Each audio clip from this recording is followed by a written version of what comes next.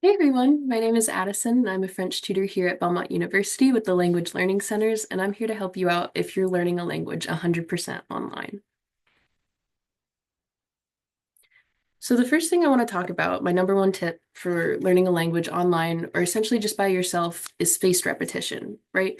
The most important thing about learning a new language is getting our vocab down, but memorizing vocab doesn't mean cramming this huge list. We're trying to move our words into our long-term memory.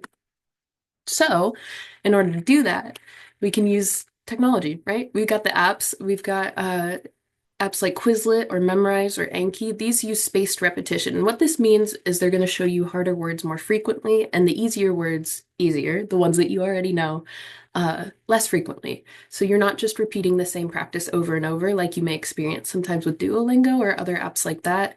You're actually inputting the information into your long-term memory, right? So what we want to do is we want to avoid burnout while we're studying. We want to study in short bursts, maybe 5, 10 minutes, and we want to be consistent. We're not trying to be perfect. We just want to practice, right?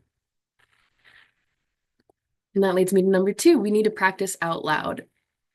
Speaking is one of the most important parts of learning any language, and it can be difficult, especially when you feel like you need a partner to practice, but you don't.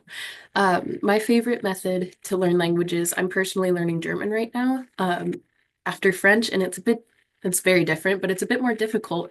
And I've been using the shadowing method, which is listening to short audio clips or podcasts or movies or TV shows or news, whatever interests you. And then you're going to repeat it out loud. Whatever you hear, you're going to mimic the tone and the rhythm. And you're also going to talk to yourself in the language. You're going to narrate what you do. So for me, when I wake up, I try and see if I can use my food vocab, if I can remember what milk is or what orange juice is or things like that, and just trying to refresh my memory and use it in the context of what I would normally use it in if I were speaking it. Um, and this little chart over here is just to show you how your brain sort of becomes fluent. It needs to familiarize itself with the sounds and the intonation and the rhythms, and it just helps to expose yourself to the language by speaking it out loud as much as possible. And then number three, when you're learning the language, you need to be specific, right? I know we have these big goals. Like I just said, I want to learn German, but it isn't as easy to do that. It's not as easy to stay consistent if you have this huge goal rather than maybe some more specific tasks that you can do to practice every day. So break it down, do micro practice, do daily conditioning, figure out what kind of learner you are. Do you like to read text? Do you like to watch movies? Are you kinesthetic? Do you need flashcards? Do you need puzzles? What do you need to do to keep yourself interested in the language? But break it into tiny goals. So instead of, I want to learn German, say, I want to learn 5 new verbs today, or I want to listen to 10 minutes of French news this week.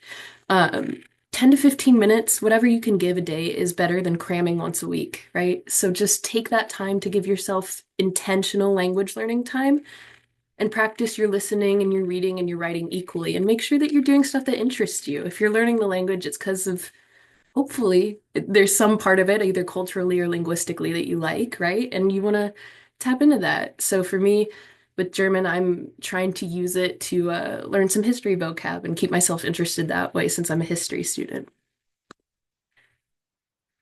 Most important thing is you are learning a new language, so be patient with yourself, right? It takes consistency more than anything. Don't worry about being perfect. There's really no such thing as being perfect. My English is not perfect, and it's my first language. So you got to understand that your brain knows what to do, right? It knows how to learn a language. There is one point where you didn't speak English, and now you do, if that's your first language or whatever your first language is. There was a time where your brain had to learn that. So it has the pathways, it has the ways to do it. Just help yourself by keeping yourself interested.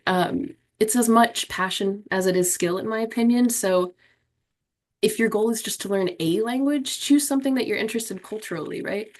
And please, please, please use our university resources whenever possible. We've got our Learning Center website, we've got online databases at the library. Your Belmont email gets you a lot of stuff, so I would tap into that as much as possible. And I just wanted to show you too on this last slide that you're not alone. So many people are learning languages all across the world, and it can be kind of difficult to kind of remember that, right? You think you're doing this alone, or you think it's this huge task, but you are definitely not alone. So thank you for watching. And if you guys have any questions, contact the Learning Centers because we're always here to help. Thank you.